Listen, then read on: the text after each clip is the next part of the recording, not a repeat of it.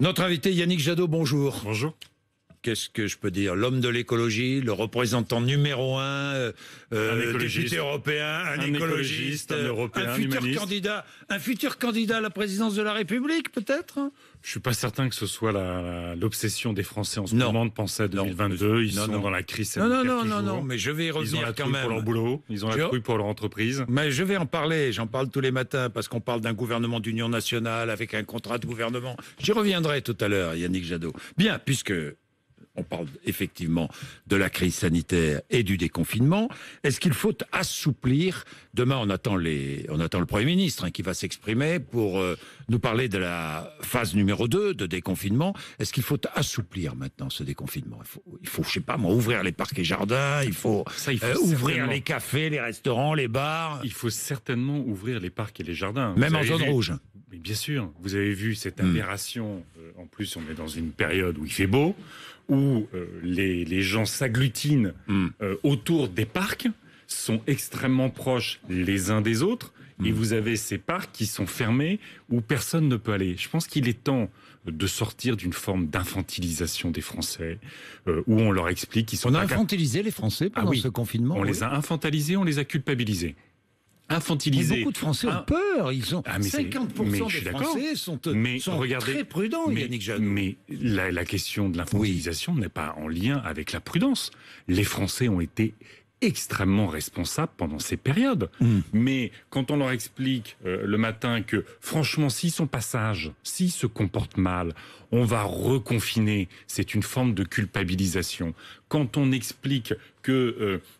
il faut que ce soit le Conseil constitutionnel quasiment qui décide si on peut se réunir chez soi ou pas, à plus de 10, quand on interdit les parcs et les jardins, alors que partout en Europe, les Européens sont responsables. Ils ont bien compris qu'il y avait un danger, ils ont bien compris qu'il fallait pas faire la fête tous ensemble dans les parcs et les jardins. Compris, ça dépend mais où, on a besoin de la nature, on a besoin d'espace. Il faut voir aussi ce que disent les psychiatres, les psychanalystes autour de cette période. C'est dur pour les adultes, c'est très dur pour les enfants. Donc il faut ouvrir davantage d'espace. Bon alors Yannick Jadot, vous demandez quoi ce matin? Vous demandez l'ouverture des parcs et jardins, on a bien compris, en zone rouge, même en zone rouge. Vous demandez l'ouverture des cafés-restaurants très vite, là, début juin, la semaine prochaine. Moi, je vois beaucoup de restaurateurs se préparer très correctement à faire en sorte que ce soit possible, que ce soit respectueux des normes sanitaires. À partir du moment où c'est respectueux des normes sanitaires, je vois pas de raison à ce qu'on réouvre pas les restaurants. Le problème pour les restaurants aujourd'hui, c'est plus un sujet de rentabilité.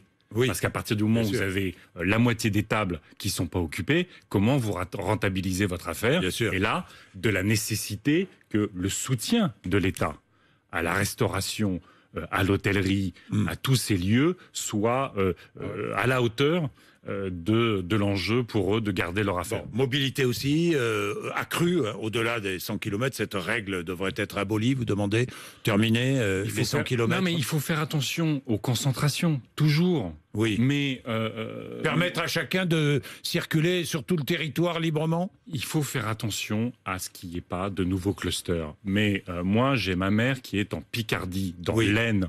C'est à Lens, c'est à 130 km de Paris.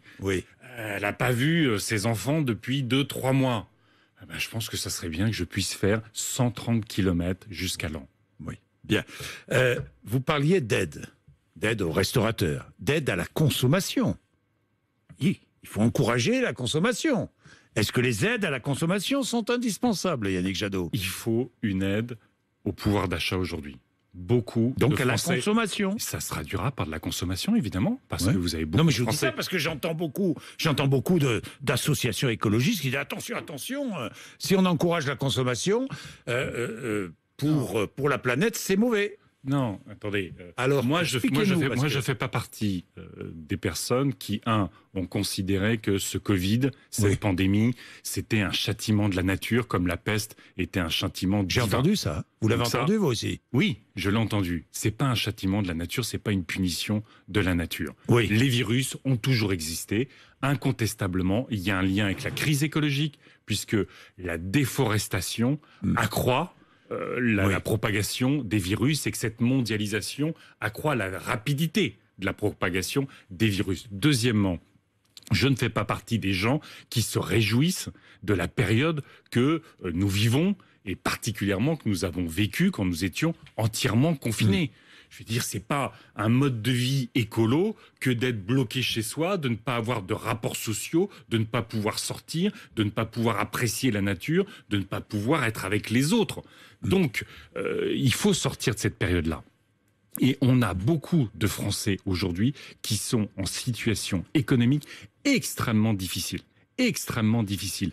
Nous, les écologistes, proposons une aide substantielle aux revenus, jusqu'à 500 € pour les personnes qui bénéficient des minima sociaux, parce que entre l'augmentation des frais d'alimentation, parce que vous mettez plus vos enfants à la cantine, l'augmentation des frais d'électricité, vous ne pouvez plus payer vos loyers, les petits surplus de revenus... De revenus minimum, provisoire. Exactement. C'est ce que vous demandez, bien sûr. Un revenu minimum provisoire. Absolument. 500 €. Les petits surplus que les ménages avaient par un petit boulot, parfois pas déclaré, mais qui permettait de boucler le mois. Combien de temps ça a disparu. Pendant combien de temps ce revenu minimum Pendant toute la période, au moins jusqu'à la rentrée. Jusqu'en septembre. Absolument. On est dans une période... Sous condition de ressources, évidemment. On est dans une période extrêmement difficile. Beaucoup de Français souffrent. Il faut qu'on mette aussi le paquet sur la capacité de ces Français à affronter cette situation. De la même façon, vous avez vu et leur donner une capacité de consommer. Absolument. Mais parce qu'il faut se nourrir. Mais bien sûr. Parce qu'il faut se nourrir, parce qu'il faut s'habiller, parce qu'il faut que les enfants puissent retourner. Il faut dans les clubs de sport, parce qu'il va falloir que tous ces enfants qui vont être sortis quand même assez largement du système scolaire, même s'il y a eu des cours par Internet, même si une partie... Bon, il va falloir remettre ça. Et puis c'est pour ça que j'ai demandé aussi qu'on remette en place les emplois aidés. Les emplois aidés, vous savez que des centaines de milliers de jeunes vont arriver sur le marché du travail qui n'aura pas de boulot. Il faut remettre 300 000 emplois aidés dès 2020, c'est essentiel pour les jeunes, c'est essentiel pour qu'il n'y ait pas trop d'éloignement du marché du travail, c'est essentiel aussi pour toutes ces associations d'aide alimentaire, de solidarité, qui font vivre les quartiers, c'est essentiel qu'elles aient des personnes pour travailler, pour faire vivre cette solidarité. Bien, le plan de relance pour l'automobile. Vous avez écouté le président de la République hier. Comment le trouvez-vous? Alors, je rappelle, je ne vais pas entrer dans tous les détails. On le fera si c'est justifié. 2 000 € pour une voiture, un véhicule hybride rechargeable. 7 000 € véhicule électrique. 3 000 € la prime à la conversion, sous condition de ressources. Hein, encore une fois. Qu'en pensez-vous?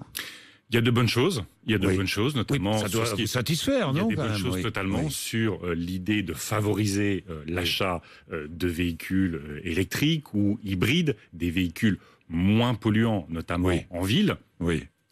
Sur le fait que on aide les ménages les plus en difficulté pour se débarrasser de leur vieille voiture, pour acheter une voiture... C'est la prime à la conversion. Qui consomme moins, ça va dans le bon sens. Il y a 2-3 choses que je regrette profondément. 1. On n'exclut pas les SUV de la prime à la conversion. On sait qu'en 10 ans, le marché des SUV a explosé. C'est la deuxième cause de dérèglement climatique depuis 10 ans dans le monde. La deuxième cause après l'énergie. C'est-à-dire que l'explosion des SUV, ça. La deuxième chose que je regrette, on ne met pas en perspective la question de l'automobile et de l'industrie automobile. C'est quoi les 2 grands sujets? À Paris, dès 2024, on va interdire le diesel. Comme dans beaucoup de villes d'Europe, vous avez eu dans cette élection municipale 22 villes de plus de 100 000 habitants qui veulent mettre en place une limitation, parce que c'est le droit européen, c'est la protection de la santé. Attendez, ça c'est un sujet. Donc, est-ce qu'on a intégré cette question du climat et de la pollution de l'air dans ce dispositif? Non, y compris parce que toutes les associations de protection de la santé, de protection de l'environnement n'ont pas été associées. Ni les collectivités locales qui sont responsables. Deuxième chose, si je peux me permettre parce que c'est essentiel. Allez-y, parce que j'ai plein de questions. Allez-y. J'en doute pas, mais comment est en train d'évoluer l'automobile? C'est en train de devenir un service. On achète moins sa voiture. L'idée, c'est de la partager. L'idée, c'est de faire du covoiturage. L'idée, c'est de louer. Et on n'intègre pas cette évolution majeure du monde de l'automobile qui va faire qu'à un moment donné, si on n'y prend pas garde, il y aura plus de grands constructeurs automobiles européens. Il y aura Google et il y aura les Chinois. Et moi, je regrette que tout ce plan, qui va mettre 8 milliards sur l'industrie automobile, à la fois n'intègre pas des acteurs essentiels de la question de la mobilité, n'intègre pas les enjeux essentiels aujourd'hui.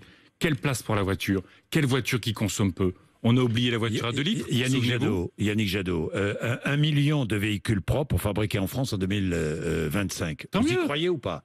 En 2009. Non, en 2009, c'est bien ou pas? C'est bien ou pas? C'est bien. Quand on a fait le Grenelle de l'environnement en 2009, il devait y en avoir 2 millions en 2020. Oui. Vous voyez le retard qu'on a pris, considérable. Évidemment, donc prudence. Mais attention, l'idée, c'est pas de remplacer toutes les voitures thermiques par la voiture électrique. Aujourd'hui, il y a une urgence, vous êtes d'accord? Il y a 400 000 véhicules qui sont en stock. Qu'est-ce que vous faites de ces 400 000 véhicules? Mais est-ce que l'argent public... Mais qu'est-ce que vous en faites? Mais moi, aujourd'hui, je n'interdis pas. Qu'est-ce que vous faites de tous les SUV, qui sont chez les concessionnaires? Moi, je vous demande.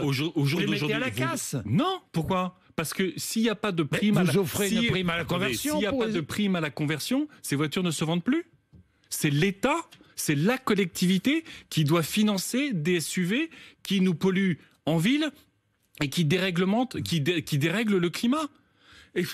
On a un marché automobile. Aujourd'hui, il y a des SUV sur le marché. Il y a certains Français qui ont envie de les acheter. Yannick Jadot, vous allez les acheter. Mais je les empêche pas. Bon. Aujourd'hui, je n'interdis pas les SUV. Mais vous ne comprenez pas qu'on verse une prime à la conversion sur ces modèles-là. Exactement. Il y a deux choses que je comprends pas. Pourquoi est-ce qu'il y a des SUV qui sont vendus en concession qui ne respectent pas les lois sur la pollution de l'air et sur les émissions de CO2. Vous savez que la plupart des SUV, aujourd'hui, ils polluent 5 fois la norme, alors qu'on a 67 000 morts prématurées dans notre pays par an liées à la pollution de l'air. Donc, moi, je voudrais interdire la pub pour les SUV. C'est pas nouveau. On promeut un véhicule qui, aujourd'hui, pollue notre santé, contamine nos organismes et participe largement au dérèglement climatique. Donc moi, aujourd'hui, je n'interdis pas la production des SUV, mais je ne veux pas que de l'argent public finance le développement des SUV dans notre pays. Bien, Yannick Jadot, parlons de l'Europe. Ensuite, je vous parlerai de la politique française, politique politicienne. Parlons de l'Europe avec cet appel franco-allemand pour la réouverture des frontières entre pays européens. Là, vous appuyez cet appel? Bien sûr. Vous aussi? Bien sûr. Il faut ouvrir les frontières, là? Mais bien sûr. Enfin, je veux dire, on a, malheureusement, vous le savez, l'Europe a été très peu coordonnée sur le confinement. C'est une triste nouvelle pour l'Europe. Les États ont fait chacun dans leur coin. Bon. Le déconfinement n'a pas été beaucoup plus coordonné. Mais expliquez-moi pourquoi on devrait fermer la frontière entre la France et l'Allemagne, alors qu'il y a tant de Français qui vont travailler en Allemagne et tant d'Allemands qui vont travailler en France. Pour les frontaliers, les frontières sont toujours ouvertes, sont restées ouvertes pour ceux qui travaillaient. Bien sûr, mais pour tout le monde. Mais pour les touristes européens, en quelque sorte. Je pense moi je souhaite que les Français aillent en vacances, pour ceux qui pourront partir en vacances, qu'ils aillent en vacances en France. Notre pays est absolument extraordinaire. Ils peuvent aussi aller, vous souhaitez aussi qu'ils aillent en Italie ou en Espagne? S'ils veulent y aller, ils peuvent y aller, mais profitons y compris pour redécouvrir notre pays et faisons en sorte, c'est aussi une proposition que nous avons défendue, qu'il y ait mis en place un chèque vacances. Vous savez, ce chèque vacances, il existe. Tout le monde connaît à peu près le dispositif. Il y a des millions et des millions de Français qui en bénéficient. On peut le renforcer massivement pour que, notamment, les ménages qui sont en difficulté financière, dont les enfants ont été confinés, peut-être pourront pas partir en colo parce qu'on ne sait pas encore quel va être le dispositif pour partir en colo, pourront pas partir chez leurs grands-parents parce qu'il y a toujours la trouille de contaminer les grands-parents, que toutes ces familles puissent bénéficier d'une semaine de vacances en France. C'est bien pour notre industrie du tourisme, c'est bien pour les Français. Plan de relance de la communauté européenne, de l'Union européenne, dévoilé aujourd'hui. On attend ça avec impatience. Beaucoup d'États attendent ça avec impatience, notamment les États du Sud. 1 000 milliards d'euros, dit-on. Vous connaissez le chiffre? On serait plutôt un petit peu en dessous probablement pour la Commission, autour de 800 milliards 800 annoncés. milliards. Plus les 500 milliards annoncés de prêts franco-allemands? Ah non, c'est la même chose. C'est la même chose. On parle pas de la même chose. Non, je dis ça comme ça. Alors, nous, on rêve. Comment si vous voulez, le Parlement européen a voté pour 2000 milliards. Parce que c'est pour qui ça que je est vous disais nécessaire au regard de la dépression économique, au regard des besoins sociaux, au regard des besoins de transition écologique, qui sont ceux qui créent le plus d'emplois. Vous savez, il y a une formidable étude d'Oxford, de l'université d'Oxford, qui a étudié tous les plans de relance de 2008. Oui. Les plans de relance qui ont le mieux contribué à l'activité économique et à la création d'emplois, c'est ceux qui ont le plus pris en compte la question du climat. Tout ça pour dire que ce débat, la vieille économie qui nous permet de sauver les emplois ou l'écologie qui en détruirait, c'est un faux débat. Bon, plus on investit sur le vert, plus on crée de l'emploi. Bon. Subvention ou prêt pour les États membres? Là, on est justement sur une clé de répartition qui est intéressante parce qu'on serait sur probablement 2/3 à 80% de ce plan de relance qui serait des dons pour les pays et les secteurs les plus impactés. Il y a 4 pays qui ne veulent pas de ça, hein, vous le savez. Hein. Écoutez, l'Allemagne a changé de camp. Oui, l'Allemagne est venue vers nous, vers l'Italie, vers l'Espagne. L'Allemagne a compris que le projet européen était en danger. Si on continuait vers ces égoïsmes nationaux, si on laissait l'Italie, l'Espagne, la Grèce et une partie des secteurs économiques français s'effondrer par manque de solidarité, c'est toute l'Europe qui s'effondrait. Donc l'Allemagne a changé de position et c'est heureux. Donc il faut ces prêts, surtout ces dons pour les pays les plus impactés, et il faut surtout les réorienter vers ce qui est utile. Est-ce que on refait l'économie d'avant qui nous a montré une telle vulnérabilité de nos sociétés économiquement, du point de vue sanitaire, comme ça l'est du point de vue énergétique, où on devient souverain du point de vue de notre alimentation et de notre agriculture, du point de vue de notre énergie, du point de vue du numérique, souverain du point en de vue évidemment, et pas national. Vous n'êtes pas sur le protectionnisme. Je le rappelle. Hein. Non. Sur le patriotisme économique. Face à Trump. Moi, j'ai du patriotisme économique. Moi, je trouve que je vais au salon du Made in France. Je travaille beaucoup avec les PME qui sont essentiellement des PME de territoire. Je discutais encore il y a quelques jours avec le patron de la Confédération des PME. Mais ils pensent comme nous aujourd'hui. Ils disent emploi territorial au niveau de la rénovation de nos bâtiments, au niveau de la rénovation de notre patrimoine, des bâtiments publics. Ils disent il faut investir sur les secteurs qui sont riches en emplois. Comme nous, les énergies renouvelables, les circuits courts en agriculture, les services de proximité. Donc, au fond, l'écologie aujourd'hui est la matrice la plus rationnelle pour l'économie et la création d'emplois. Bien. Est-ce qu'on peut imaginer un gouvernement d'union nationale? Vous accepteriez ou pas? Imaginons, Emmanuel Macron vous fait la proposition. Allez, entrez au gouvernement sur un contrat de gouvernement, avec un contrat de gouvernement. Vous accepteriez ou pas? Franchement, je vous pose la question. Aujourd'hui, tout ce qu'on entend, c'est du casting et du débauchage. Non, mais attendez. Non, mais c'est ça. Est-ce que vous accepteriez avec un contrat de gouvernement? Aujourd'hui, moi, je ne vois pas. Je vais vous dire. Vous accepteriez ou pas? Tous les question, elle est simple, vous savez, les écologistes ont toujours pris leurs responsabilités. Je sais, c'est pour ça que je vous pose la question. Pour agir au service des Français. Bon, alors. Mais quand je vois ce gouvernement qui relance les mines d'or en Guyane, qui, sur les questions sociales, malheureusement, n'est pas encore à la hauteur. Mais avec un contrat de gouvernement, est-ce que vous accepteriez ou pas? Si Emmanuel Macron était capable de mettre en place finalement ce que serait un gouvernement de cohabitation, c'est-à-dire un gouvernement qui ne répond pas à son projet politique qu'il a développé pendant 3 ans, que ce soit un contrat qui soit l'écologie, la solidarité, la cohésion sociale autour de la République et l'Europe. Vous voyez bien que ça n'a plus rien à voir avec Emmanuel Macron. Donc si Emmanuel Macron est prêt à dire « je me suis trompé pendant 3 ans », je n'ai pas tenu ma promesse de réconcilier les Français. Je n'ai pas tenu ma promesse d'apaiser notre société et de porter l'écologie et la solidarité. Je laisse à d'autres le soin de gouverner ce pays pour porter ce projet-là. Pourquoi pas? Mais reconnaissons que la question Pourquoi pas la question qui nous serait posée, c'est et si Emmanuel Macron n'était plus Emmanuel Macron, est-ce que vous seriez prêt à gouverner avec un écologiste et un humaniste et un progressiste? Si je comprends bien, c'est simple. Si Emmanuel Macron vous propose un contrat de gouvernement et vous laisse appliquer les mesures que vous avez envie d'appliquer, vous dites oui. Ah bah si c'est un gouvernement écologiste qui est désigné, un gouvernement d'humaniste, un gouvernement progressiste, un gouvernement qui remet le pacte républicain au cœur de la société, évidemment, on réfléchirait. Mais je ne vois pas Emmanuel Macron aujourd'hui changer totalement de logiciel. Son logiciel est caduc. Bien. Il n'a pas tenu sa promesse, le président de la République. Yannick Jadot, c'est intéressant tout cela. Mais Yannick Jadot, j'ai une dernière question. Qu'est-ce que vous allez faire à Paris? Que va faire votre candidat à Paris? Écoutez, là, on vient d'avoir une date probable, possible. 28. Vous étiez contre cette date? Moi, je pense que, si vous voulez, il y a un enjeu majeur qui est de respecter, évidemment, la sécurité sanitaire. Oui. Il y a aussi un enjeu majeur qui est qu'on puisse faire campagne. Oui. Donc j'espère que d'ici le 28 juin... Parce que, regardez, qu'est-ce qui s'est posé comme question?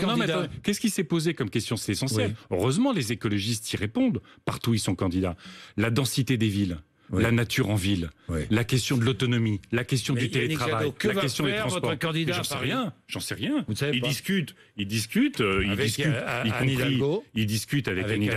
Mais vous savez, je vais vous dire, dans toutes les villes, et c'est là qu'on voit parfois les limites des conversions à l'écologie, dans la plupart des villes où, y compris on a des candidats en situation de gagner, les socialistes n'acceptent pas que les écologistes aient enfin leur place et puissent être des leaders dans les villes. Donc, ça, c'est un problème, et ça sera un problème aussi dans la négociation à Paris. Merci. 8h55, Yannick Jadot, merci.